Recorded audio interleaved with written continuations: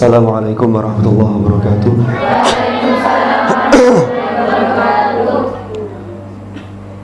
Alhamdulillah, amma ba'd. Teman-teman sekalian, para santri, baik pengurus maupun calon pengurus, alhamdulillah pada Lailatul Ahad, pada malam hari ini kita dapat melaksanakan salah satu kewajiban kita, itu sholat maghrib jamaah secara berjamaah. Mudah-mudahan diterima oleh Allah Subhanahu wa Ta'ala. Saya mohon maaf, tadi rakaat kedua tiba-tiba Quran saya gatel banget dan gak bisa garuk karena gatalnya di dalam. Mau minum juga tidak mungkin, sehingga memecah konsentrasi tadi mulut. Tadi lupa, daripada kul huwailek saya ganti kul a'udzu birabbin nas saya. Jadi begitu itu ketika ruku itu kok sudah ingat lagi, tapi kan tidak mungkin berdiri lagi lalu dibaca lagi kan, ya tidak, karena sudah masuk ke rukun yang lain. Oke. Untuk itulah saya mohon maaf. Tapi ya memang manusia kadang itu lawang. Imam Masjid Nabawi Syekh Ali Abdurrahman Ali Al-Hudhaifi itu saja pernah sholat subuh baca surat Ar-Rahman. Padahal Ar-Rahman itu kan sangat familiar sekali, itu aja bulat. Tapi bedanya bulatnya saya dengan beliau, kalau beliau bulat tek salah langsung bisa. Kalau saya salah bulat dibalani pancet bulat aja. Kadang-kadang begitu. Oke. Ini kisahnya begitu. Jadi memang manusia itu tidak lepas dari, makanya kewajiban untuk deres bagi yang sudah menghafal ini, tuntutan itu ada terus melekat seumur hidup kita, karena dengan begitu kita menjadi ngaji dan sering berinteraksi dengan kalamullah, dan interaksi dengan Tuhan itu medianya dengan kalamullah itu. Pertama saya mengingatkan, ini kayaknya sudah mulai luntur. Kemarin sudah ditempel di kelas-kelas itu tata tertib pengajian. Dulu sebelum ajaran baru pernah disosialisasikan, kemudian masuk bulan Ramadan, lalu masuk lagi. Ini kemarin di kelas-kelas sudah ada.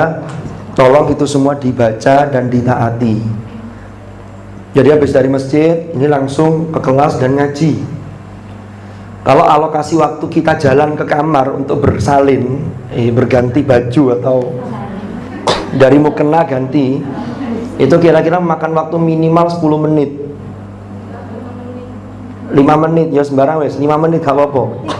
5 menit kalau sampean masuk kelas, sampean buka Al-Quran, 5 menit itu sudah dapat 1 halaman. Itu kalau 1 hari kali 5, dalam seminggu kita ngajinya 5 hari, itu sudah dapat 1/4. Kali 10, kali 1 bulan berarti kali 20, sudah dapat. Loh, kita itu kadang-kadang meremehkan hal-hal yang kecil, padahal dari yang kecil itu akan menjadi besar. Termasuk dosa kecil, kadang kita terlalu meremehkan. Termasuk ngaji, wah itu 5 menit ya loh. Ngaji kurang 5 menit, nggak ada gurunya, standby di kelas sampai bel. Ini kadang-kadang kelas A ini yang sering tidak hadir gurunya, iya. Loh iya tak? Tapi sudah hadir ya sekarang ya. Pak Asep katanya beberapa kali sering tidak hadir. Itu saya pas fasoha di sini hari Selasa, turun gerutuk mulai kulo ya salah po. Sudahlah, sabarkan dulu. Yakinlah bahwa apa yang sampean lakukan itu pasti ada asarnya. Pasti ada sesuatu yang positif yang bisa sampai petik. Jadi orang yang optimis melihat waktu sisa 5 menit itu bukan nanggung tinggal 5 menit, enggak. Tapi mumpung tinggal 5 menit harus saya maksimalkan dengan baik. Itu bedanya orang yang pesimis dengan orang yang optimis. Sampai tinggal melihat diri kita masing-masing. Sampai biasanya yang mana, itu berarti cerminan diri kita masing-masing. Anak-anakku yang kami banggakan, ada satu hal yang menarik. Ketika saya mengikuti sholat Jumat di khutbahnya oleh Syekh Abdurrahman As-Sudais, saya sedikit agak kecewa ketika materi yang disampaikan itu tentang ayat yang tadi saya baca. Wa qadha rabbuka alla ta'budu illa iyyahu wa bil walidaini ihsana imma yablughanna 'indaka al-kibara ahaduhuma aw kilahuma فلا تقل لهما أف ولا تنهرهما وقل لهما قولا كريما. Apa yang disampaikan oleh Asy-Syaikh Abdurrahman As-Sudais itu kelihatannya sepele sekali, yaitu tentang birrul walidain. Tapi setelah saya mendengar khutbah itu, ketika saya pulang, saya betapa penasaran, ini kok sampai diangkat sebagai salah satu tema di masjid, yang masjid itu menjadi tujuan umat Islam sedunia, yaitu Al-Masjidil Haram. Berarti ini tema yang sangat penting, walaupun kelihatannya sepele. Hanya saya buka-buka tafsir, ternyata betul. Wa qadha rabbuka alla ta'budu illa iyyahu wa bil walidaini ihsana. Allah telah menetapkan, Allah telah memutuskan, mengedok palu. Diputuskan itu, bukan putuskan sama putusin, beda ya. Memutusin dengan memutuskan beda. Sama dengan mengerjakan dengan mengerjain beda. Sampean tuh yang sering tuh tugas PR tuh dikerjain, nggak dikerjakan, makanya gak mari-mari. Kayak ngapain? Ngerjain tugas, yuk gak mari-mari, karena tugasnya dikerjain. Coba kalau dikerjakan, selesai. Ini bedanya. Ini pernah saya sampaikan di kelas, mungkin ada yang masih ingat. Saya kembali ke tadi, Allah telah menetapkan Allah ta'budu, agar kalian jangan sampai menyembah apapun illa iya, kecuali hanya kepada Allah. Ini luar biasa, sama dengan kalimat tauhid, dimulai dari la ilaha, itu pembersihan dari segala jenis macam Tuhan. Illallah. Ayat ini Allah ta'budu, ojo nyembah, terus gak usah nyembah sopo, gak usah. Illa iya, kecuali hanya kepada Allah, sehingga yang lain bersih dulu. Tidak langsung wa qadha rabbuka an ta'budu iya, enggak, tapi Allah ta'budu illa iya, sehingga ada negatif lalu dikuatkan dengan positif, maka di sini adalah penguatan. Faham?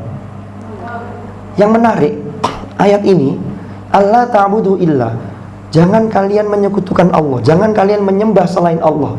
Langsung disambung dengan rangkaian berikutnya, wabil walidaini ihsana, wabil walidain ihsana, dan berbuat ihsanlah, berbuat baiklah terhadap kedua orang tua. Tuh, ini penting. Lebih menarik lagi, saya buka dalam beberapa tafsir menggunakan bi. Biasanya kalimat kata ihsan itu bisa ila, bisa li, tapi ini pakai bi. Ternyata redaksi Al-Quran tidak pernah salah. Bi itu mengandung, kalau dalam penafsiran disebut, dalam bahasa Arab disebut al-ilsaq. Ilsaq itu menempel.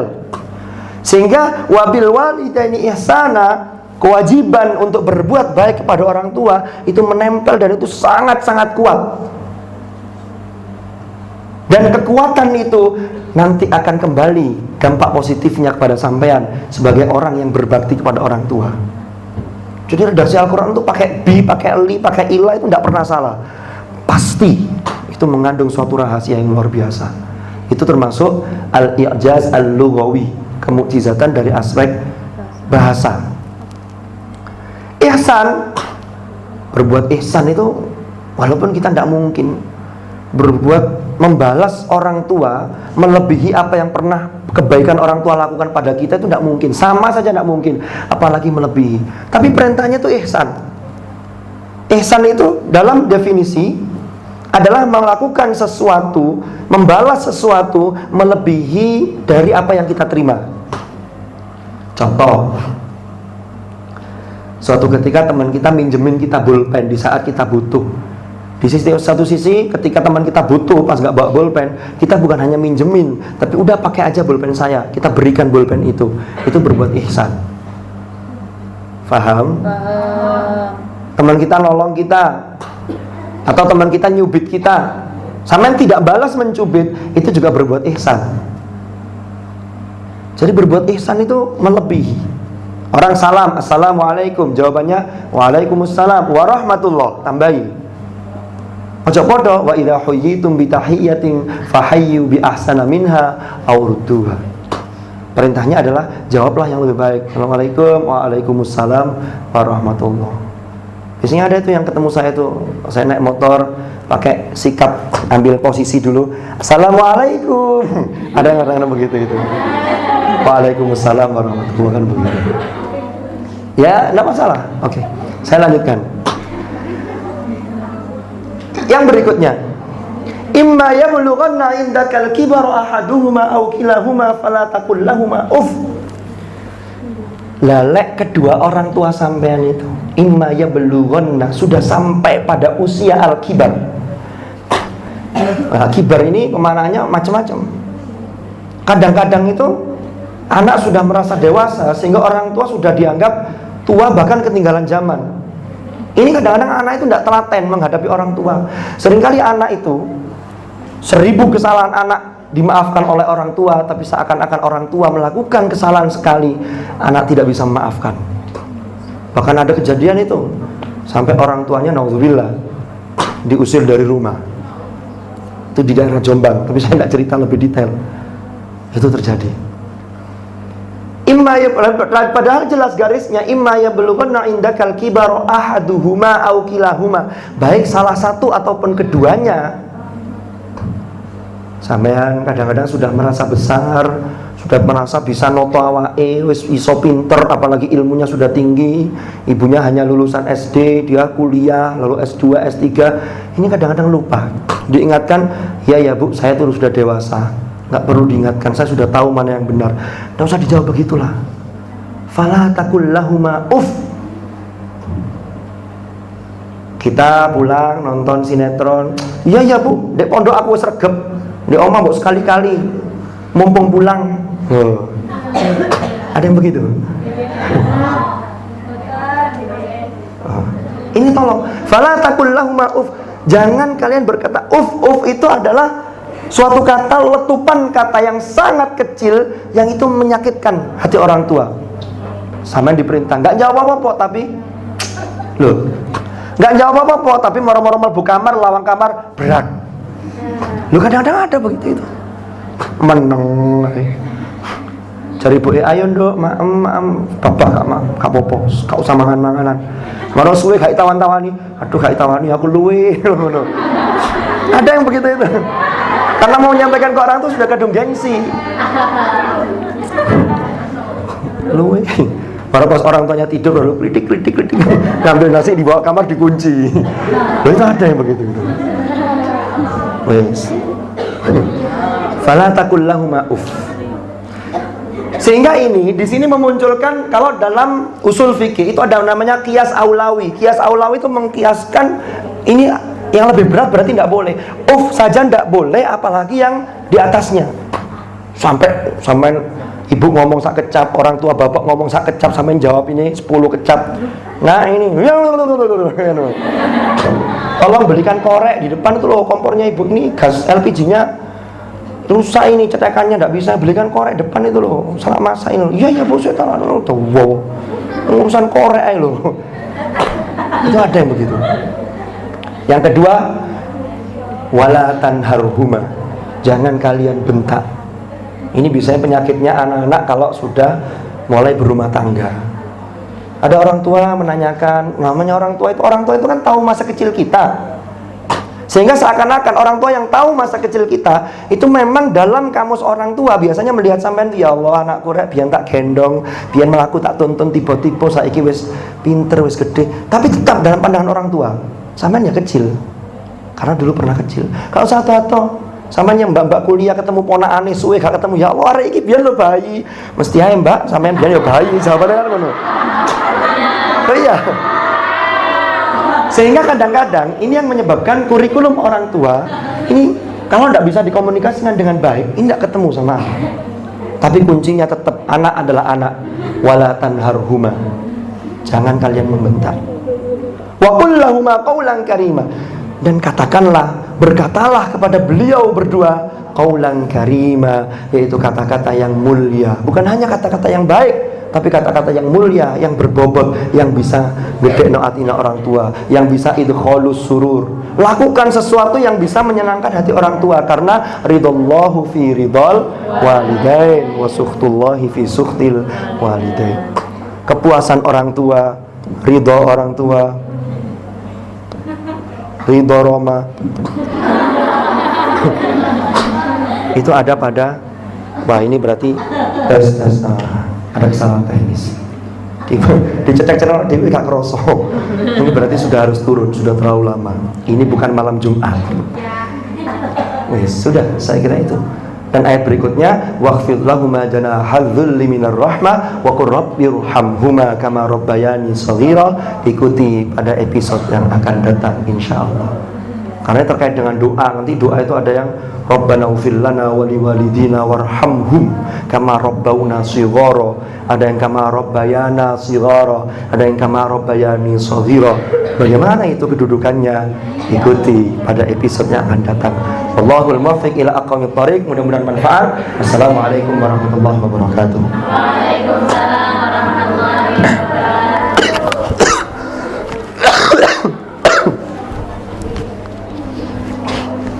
Allah.